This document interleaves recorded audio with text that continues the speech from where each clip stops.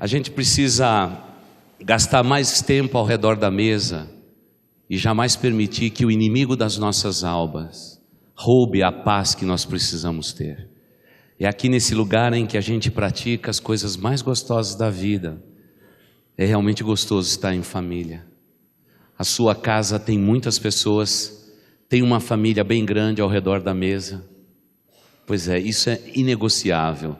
Nós precisamos viver uma vida simples, mas sempre ao redor da mesa. Eu não sei quanto a você, não é? Eu não tenho o costume de molhar o pão, mas deu até vontade de praticar, né? Pois é, às vezes a gente é tão polido, a gente se preocupa tanto com tantos detalhes e nos esquecemos de coisas importantes que realmente nós precisamos praticar mais na nossa vida. Então façamos uma coisa como famílias, membros desta igreja. A mesa é um lugar inegociável. É lugar onde vamos fazer uma refeição e vamos desfrutar de um tempo precioso na presença de Deus. Nesse lugar não há discussão. Falamos da vida, mas não brigamos pela vida. Amamos a vida, mas não nos degladiamos por causa da vida. Esse é um lugar de bênção que Deus tem dado para nós. Então eu gostaria de sugerir que a gente visse de novo o pequeno vídeo para você colocar sempre menos e mais. E logo depois vamos pensar nesta mesa que Jesus Cristo deixou para nós.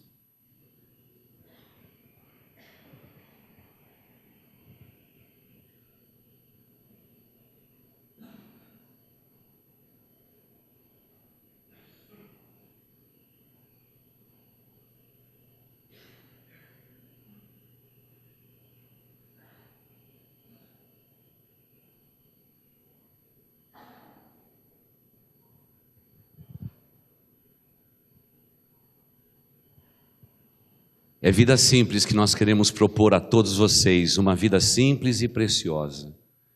Querida igreja, foi com essa simplicidade, com essa ternura que Jesus Cristo celebrou da última ceia com seus discípulos.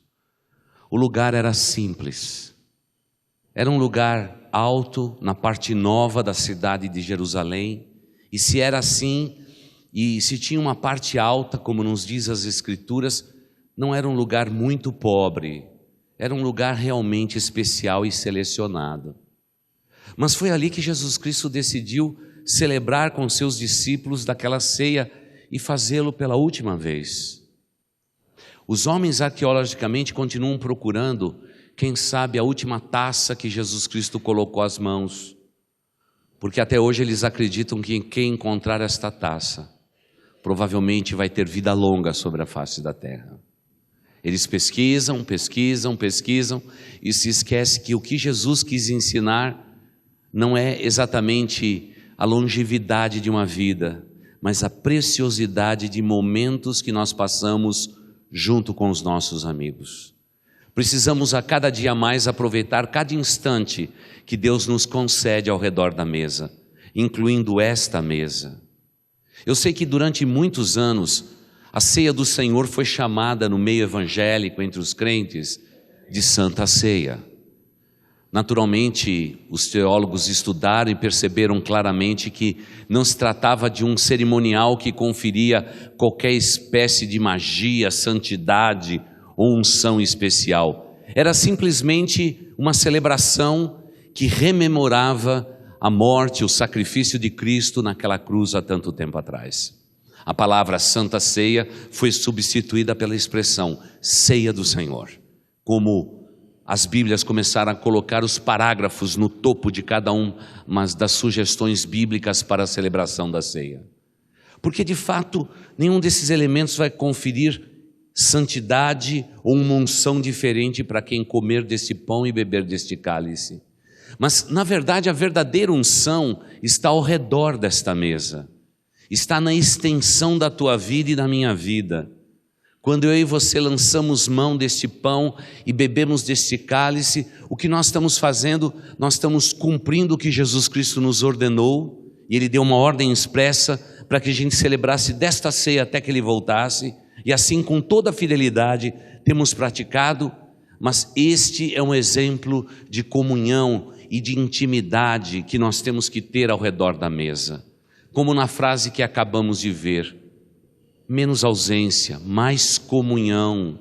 Precisamos estar mais juntos uns dos outros, porque é assim que a família se mantém unida e a família de Deus também se mantém unida. Como necessitamos mais de comunhão ao redor da mesa. E eu não sei quanto a tua mesa na sua casa, mas eu peço mais uma vez que ela seja honrada, que seja um lugar maravilhoso, um lugar de paz, um lugar de bênção. Não podemos admitir num lar cristão menos do que isto. A maioria das pessoas nos dizem que comer ao redor da mesa é um lugar difícil. E ter comunhão é mais difícil ainda, porque é exatamente nesse lugar é que geralmente as discussões começam a ocorrer. E é triste ver uma discussão ao redor da mesa. Como é triste os olhos pequenos contemplar contendas ao redor da mesa. Não podemos permitir isto. Temos que ter um lugar de paz. Mesmo que houvesse inquietação no coração dos discípulos, Jesus Cristo produziu paz e esperança na vida daqueles com os quais ele celebrou daquela última ceia. É com esse mesmo sentimento é que nós fazemos isto. Isso é tão forte na nossa cultura cristã, que os irmãos se lembram naquele tempo, que quando você tinha que pegar um pedaço de pão como este, e ele ficava duro, você tinha que jogar fora. O pão que ficava sobre a mesa era tão sagrado, que eu me lembro da minha avó dizendo, antes de jogar fora esse pão duro, você dá um beijinho. O beijinho era a reverência ao Deus que nos deu o pão, como o Giovanni acabou de orar aqui, junto com a sua família. Tamanha era a reverência que se tinha pela mesa, o respeito que tinha pelas pessoas que se assentavam ao redor da mesa. Cristo Jesus, segundo a tradição mais forte, provavelmente ele tenha ficado à cabeceira da mesa. Ele não ficou no centro, como alguns gênios pintaram. O lugar de honra era a cabeceira da mesa, era a ponta da mesa. Ali ficava a pessoa mais honrada, a pessoa mais destacada. E ele gozava de alguns centímetros a mais de liberdade para manusear os pratos e as taças. Era isto, mas tudo muito singelo, muito verdadeiro. Uma vez por mês, Deus convoca esta igreja para estarmos ao redor da mesa. É nesse momento que nós estamos manuseando a comunhão e a intimidade que nós temos, primeiro com Deus e depois com os irmãos em Cristo. Durante muitos anos da vida da igreja, no dia da celebração da ceia, era franqueada a palavra para que, se naquele mês alguém que pertencia àquele corpo espiritual havia magoado ou ferido um ou outro dentro do ambiente de igreja, eles teriam a oportunidade de, antes de celebrar da ceia, eles tinham a oportunidade de se reconciliar. Era comum, há 30, 40 anos atrás, o celebrante dizer assim: agora teremos um tempo para que as pessoas possam se reconciliar, caso algo tenha acontecido entre a última ceia e a celebração desta ceia.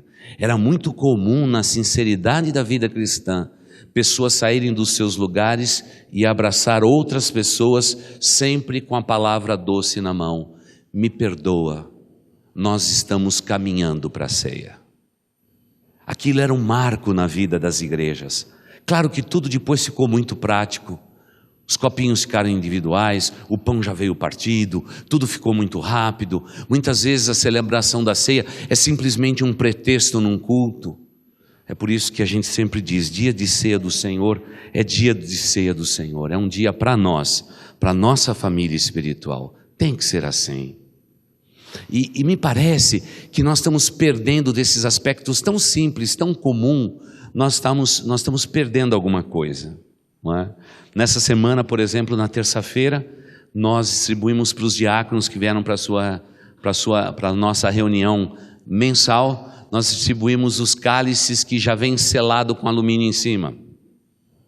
Nós vamos celebrar um dia da ceia para praticar, né, esse tipo de ceia. Interessante, não é?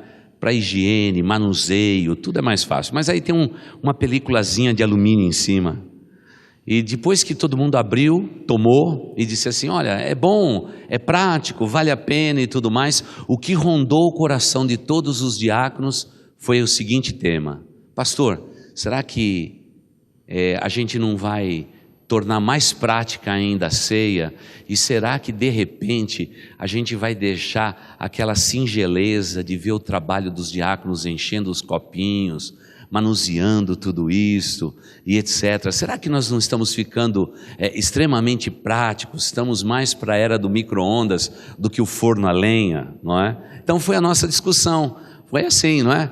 Eu falei, ok, como numa igreja a gente decide tudo pelo voto, vamos celebrar de uma ceia assim, e depois o pessoal diz para nós o que acharam de tudo isso.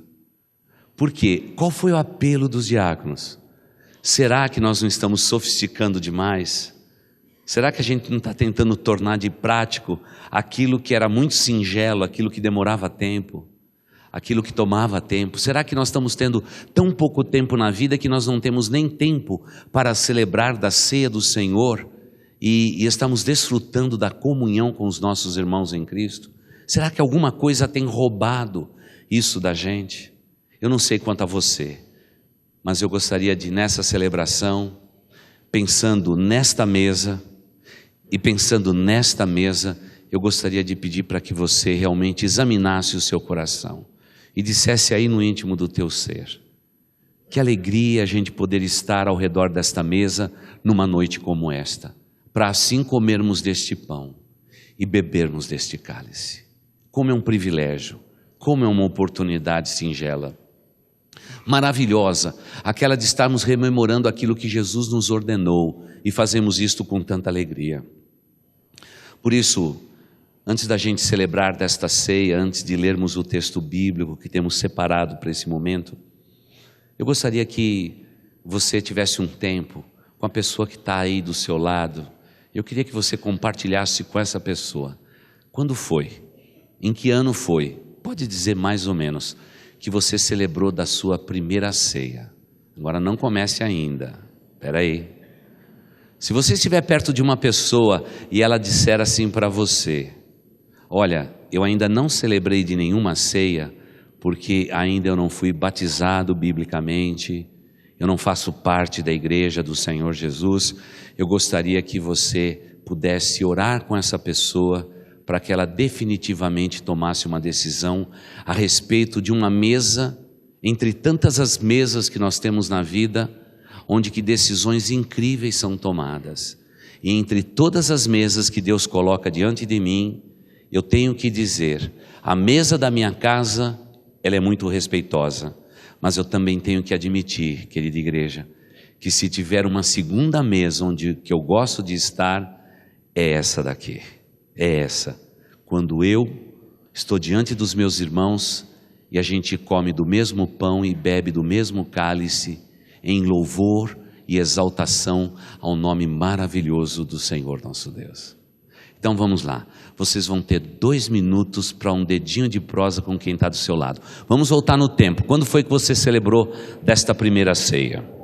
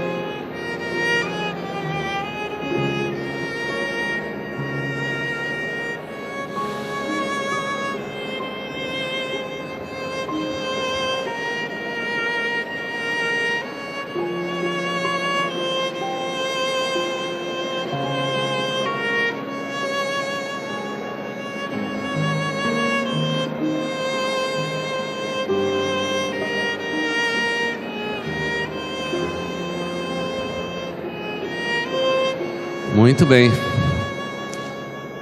Olha, se eu deixasse, os irmãos iam falar por mais meia hora aí. Tem gente que já voltou ao passado, voltou para o futuro. Olha, eu vi o Miguel Morozov até mudando a cadeira de lugar ali, viu, Miguel? Essa parte ficou animada, hein, Miguel? Quem que foi teu amigo aí, Miguel? A irmã Sônia. Puxa vida, quanta história, viu? Muito legal, muito gostoso mesmo, né? Irmã Gênia, quando foi que a irmã tomou sua primeira ceia? A irmã se lembra? Quem estiver aí perto me ajuda. 1950. Pois é, irmã, olha a cota de suco de uva da senhora ao longo desses anos. 1950. Nicolau Serikov, quanto tempo que você já toma desta ceia, meu irmão?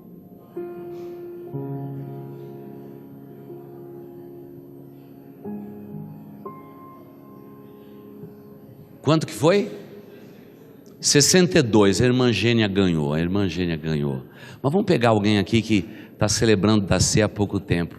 Eu vi o Robinho e a Priscila entrando. A Priscila está tão bonita. Cadê os dois? Onde eles estão? Cadê? Ah, vocês deram a volta, eu vi vocês aqui, vocês já estão aqui. Foram rápido, hein? Ô Priscila, fica em pé aí. Você está tão bonita, Priscila. Olha, com esse baby aí. Priscila, quando foi que você tomou da sua primeira ceia? Você se lembra o tempo? 10 anos atrás. 10 anos atrás, que gostoso. Você consegue na sua mente se lembrar daquela igreja, o lugar e tudo? É bem vivo na sua mente. Que gostoso. Não é bom pertencer a Cristo Jesus? Pertencer à igreja de Cristo Jesus? Não tem coisa melhor da vida. Pois é, irmãos, o esforço que nós estamos fazendo hoje é descobrir o seguinte, que não importa a igreja onde você celebrou desta ceia, o importante foi aquela singela celebração e que muitos com emoção, a primeira vez que toma da ceia, fica realmente com lágrimas nos olhos dizendo, eu pertenço à igreja de Cristo Jesus. Isso é simplesmente maravilhoso. Precisamos ter estes marcos, temos que ter esses sinais na linha do tempo da nossa existência. Precisamos sempre nos recordar e sermos agradecidos a Deus pela salvação e pela igreja, não é? Que me alcançou, que me abençoou, que me abraçou, que me abrigou. É uma bênção muito especial, uma bênção bem maravilhosa, e a gente só pode louvar a Deus por isto. Agora, tudo que nós fazemos passa pela mesa do Senhor também. É por isso que é gostoso a gente viver vida simples aqui, ao celebrarmos desses elementos tão especiais. Claro que o pão continua pão, o cálice vai continuar o cálice, o suco de uva é suco de uva, mas para nós, o símbolo desses elementos sempre estarão às nossas mentes, aquilo que Jesus Cristo nos ordenou. Por isso vamos para o texto bíblico, aquele bem conhecido de Paulo, em 1 Coríntios capítulo 11, vamos reler esse texto, a partir do verso 23 até o verso 28, em 1 Coríntios capítulo 11, o texto mais mencionado na celebração da ceia do Senhor. Aquele texto que você tem que marcar aí e deixar realmente sempre com uma caneta daquelas bem grandes, você deve deixar aí esse texto. Então você primeiro abra a sua Bíblia, tá bom? Então 1 Coríntios capítulo 11, ajude os novos na fé a manusear a sua Bíblia, achar o texto bíblico. Por favor, faça isso, para que a gente possa guardar no nosso coração esse texto bíblico antes da celebração da ceia do Senhor. Eu sei que nós temos pelo menos 5 versões diferentes da Bíblia em nossa igreja. A maior parte dos membros da nossa igreja adotam a Nova Versão Internacional como texto principal de sua leitura. Então vamos fazer o seguinte, vamos unificar nossa leitura, vamos para o telões, mas você mantenha a sua Bíblia aberta, porque o telão só está ali para nos ajudar, tá bom? Como referência. Vamos todos juntos, como igreja, ler o texto bíblico que fala do modo correto de nós celebrarmos da ceia do Senhor. Vamos lá então? Lembrando que você vai fazer a pausa naquele caso ali nos 2 pontos ou na vírgula, e vamos então até a próxima vírgula. De vez em quando a gente tem que tomar um fôlego redobrado para fazer uma leitura congregacional, mas é legal. Vamos lá então. pois recebi do Senhor o que também lhes entreguei, que o Senhor Jesus, na noite em que foi traído, tomou o pão e, tendo dado graças, partiu e disse: isto é o meu corpo, que é dado em favor de vocês. Façam isto em memória de mim. Da mesma forma, depois de ceia, ele tomou o cálice e disse: este cálice é a nova aliança no meu sangue. Façam isso sempre que o beberem em memória de mim. Porque sempre que comerem deste pão e beberem deste cálice, vocês anunciam a morte do Senhor até que Ele venha. Portanto, todo aquele que comer o pão ou beber o cálice do Senhor indignamente, será culpado de pecar contra o corpo e o sangue do Senhor. Examine-se cada um a si mesmo, e então coma do pão e beba do cálice. Amém. Esse é o texto para a sua devoção. Querida igreja, é ao redor de palavras simples, de um gesto ao redor de uma mesa simples, é que Jesus Cristo estabeleceu o pacto de comunhão de Deus com os homens e a comunhão nossa uns com os outros e a nossa comunhão com Deus. É realmente uma bênção, um privilégio enorme nós estamos hoje celebrando desta ceia.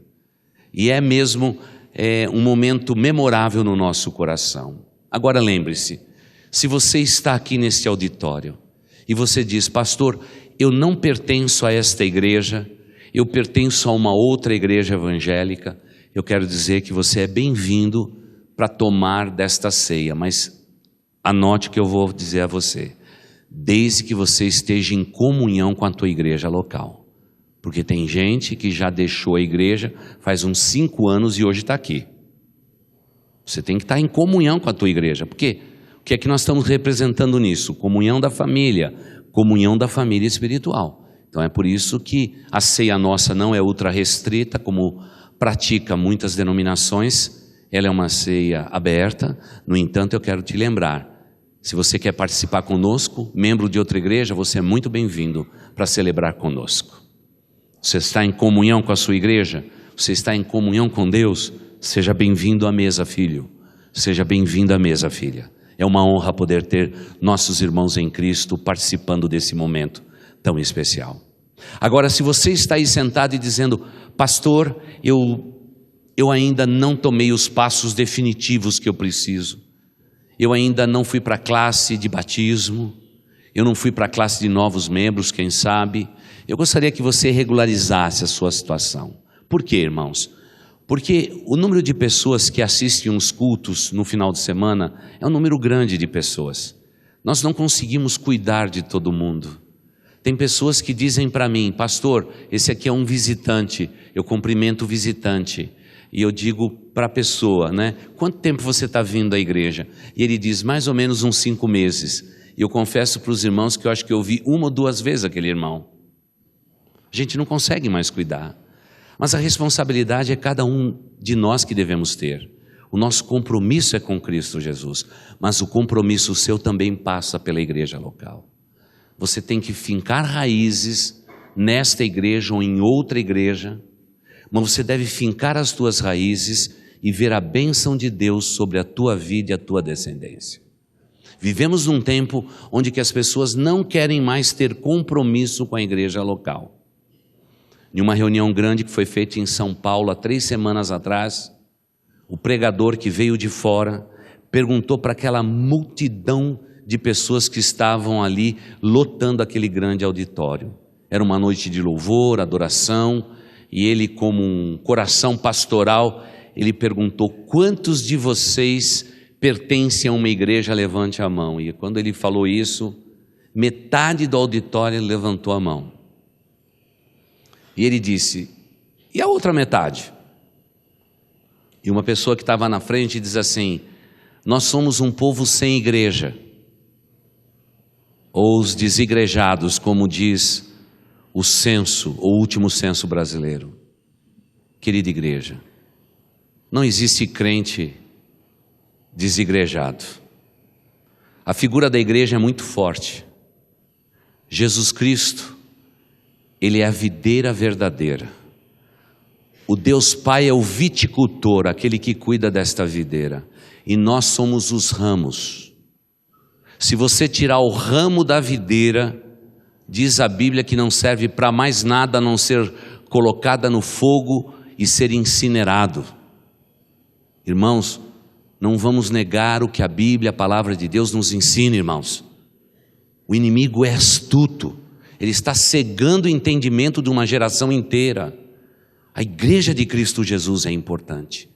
Pertencer a uma igreja, fincar as raízes numa igreja e ver a bênção do Senhor sobre a nossa descendência é o que todo cristão precisa ter nesse tempo. Uma igreja como a nossa, somos frontalmente contrários aos desigrejados. Talvez muitos daquela multidão, metade dela, tinha motivos para dizer: eu estou decepcionado com crente, estou decepcionado com igreja, estou decepcionado com pastor, estou decepcionado com isto, aquilo, aquele outro. Nós podemos ter todos os motivos de decepção. Eu até posso compreender que ter comunhão, relacionamento dentro de uma igreja não é uma tarefa fácil. Onde junta a pessoa é difícil, as pessoas não pensam igual. Mas irmãos, nós não estamos falando de um clube, nós não estamos falando de uma associação, nós não estamos falando de um sindicato, nós estamos falando da igreja gloriosa do Senhor Jesus. Igreja é a ideia de Cristo, e Ele disse que essa igreja vai prevalecer, e que as portas do inferno não haverão de dominá-la. Pelo contrário, o território da igreja vai se expandir e vai colocar o inferno no lugar onde que tem que estar. É isso que a Bíblia nos ensina. Eu não sei quanto a você, mas eu pertenço a uma igreja. Uma igreja imperfeita, sim. A começar do pastor. Todos nós somos imperfeitos. Não há beleza na gente. Tudo aquilo que parece belo em nós, parece ser também passageiro. Mas a motivação da minha vida é Cristo Jesus. Eu sirvo a Deus nesta igreja porque eu estou servindo a Cristo através desta igreja. A minha motivação é Jesus. Porque se a minha motivação for os homens, aí sim eu estou naquele grupo de risco de ser a metade de um grupo com a mão abaixada dizendo: eu não pertenço a nada. Mas por Cristo Jesus e pela sua igreja, eu pago todo o preço de viver na presença do bondoso Pai. Porque a igreja de Jesus Cristo vale a pena. Ela vale a pena. E querida igreja, quando uma igreja de Cristo Jesus, ela funciona bem, eu quero dizer para os irmãos que ela é de fato, como diz Bill Hybels, ela é a esperança do mundo. Ela é a esperança do mundo. Ela é a esperança do mundo. Eu creio muito nisso. Ontem, por exemplo, na sexta-feira ficamos surpresos de ver tantas pessoas na sexta-feira à noite, como vimos esse ano na exposição de carro antigo. A maioria pessoas do nosso bairro. Eu fiquei surpreso na sexta-feira. Não imaginei que viesse tantas pessoas aqui na sexta. A gente sabe que sábado é um dia mais tranquilo. O pessoal passa em horários diferentes aqui, mas irmãos, na sexta-feira eu fiquei comovido. Fiquei comovido da multidão de pessoas que quando foi por volta das 9 horas, adentrou esse lugar. Vizinhos nossos, que temos por anos lutado para que eles venham à igreja. E eles vieram na sexta-feira. Foi muito gostoso. Eles vieram. Ótimo, vieram.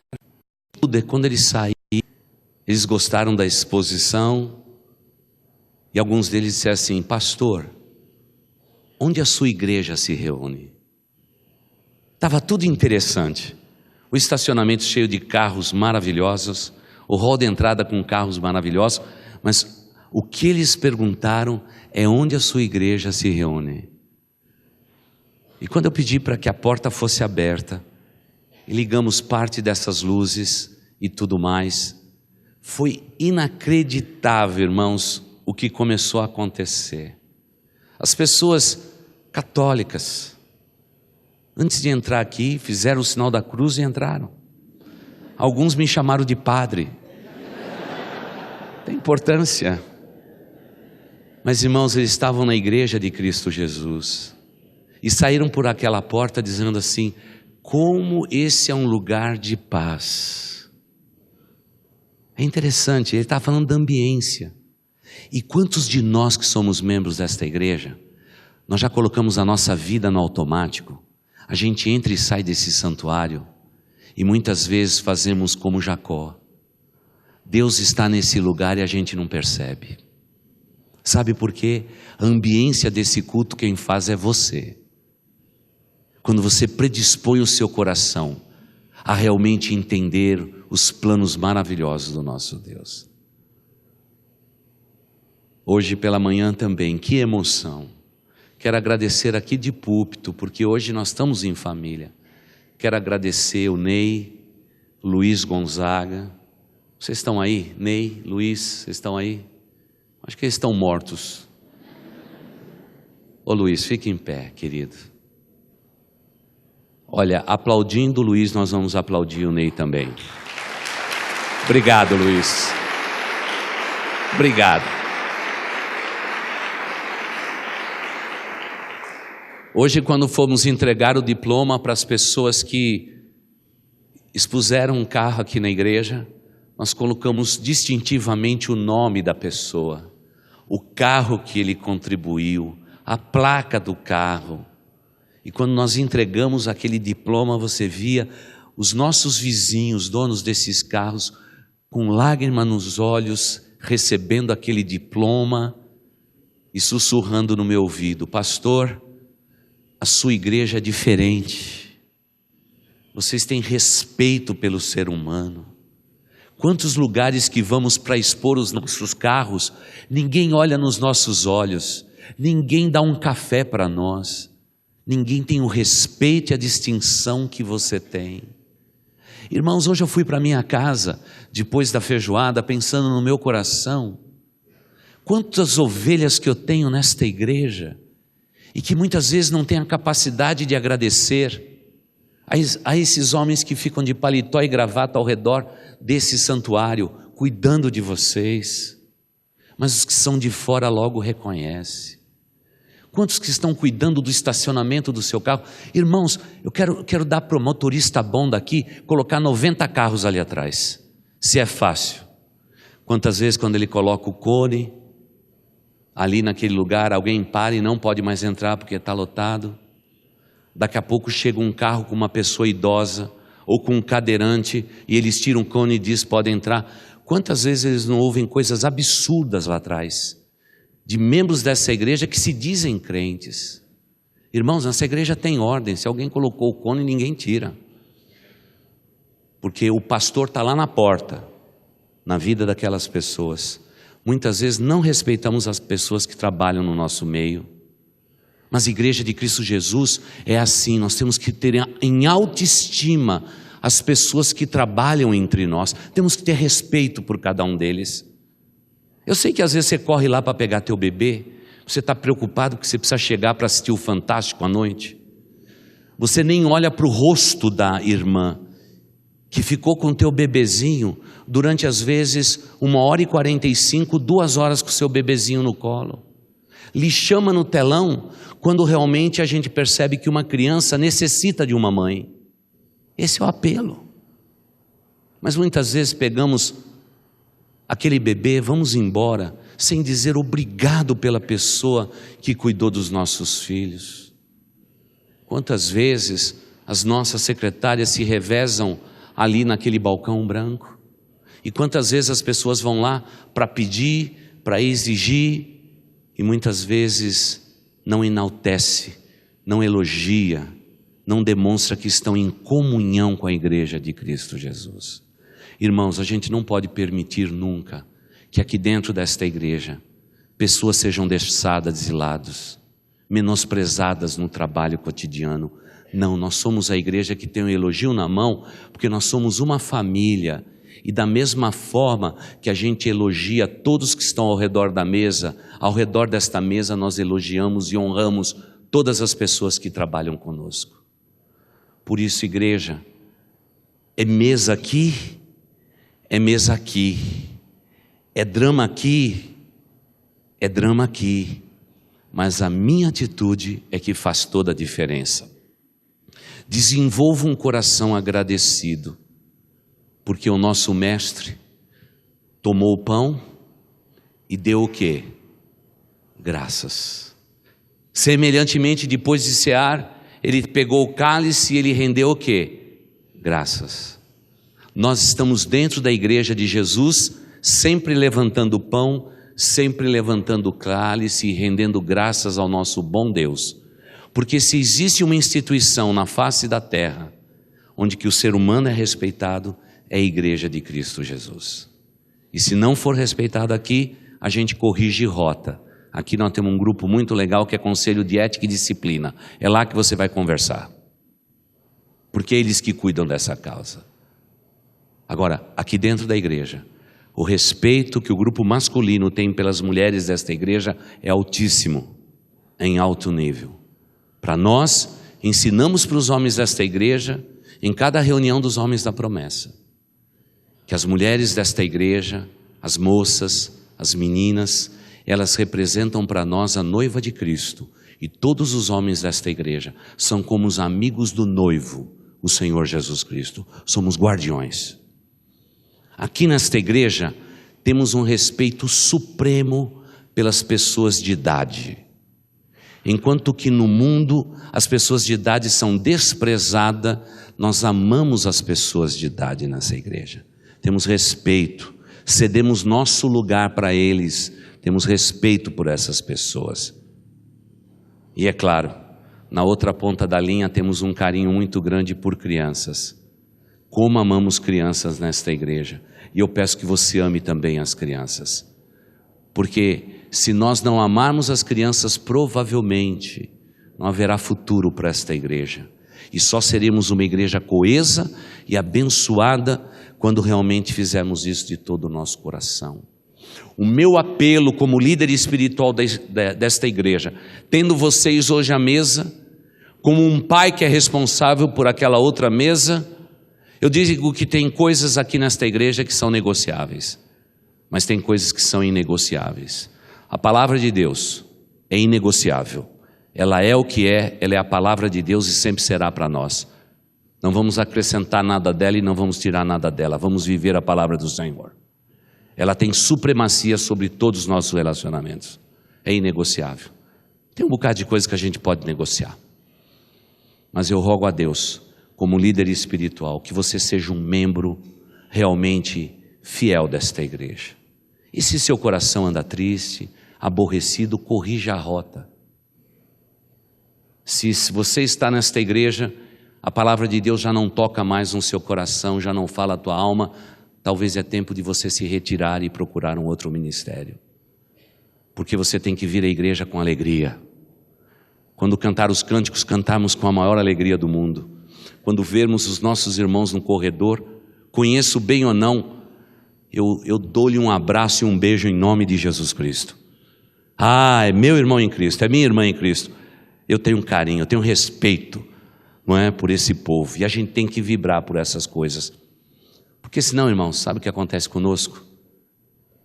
A gente vai ficando ao redor da mesa, a gente perde a alegria, a gente não tem mais entusiasmo, e a gente continua comendo pão, molhado no leite, e a gente só faz isso dizendo, puxa vida, tenho que me alimentar de novo. Mas querida igreja, eu tenho que ter alegria quando eu entro nesse lugar.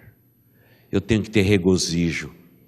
E num dia como esse de celebrarmos desta ceia, os irmãos não imaginam com que alegria quando eu digo essa frase. Bem-vindo, filho, a esta mesa. Bem-vinda, filha, a esta mesa. Essa mesa é sua.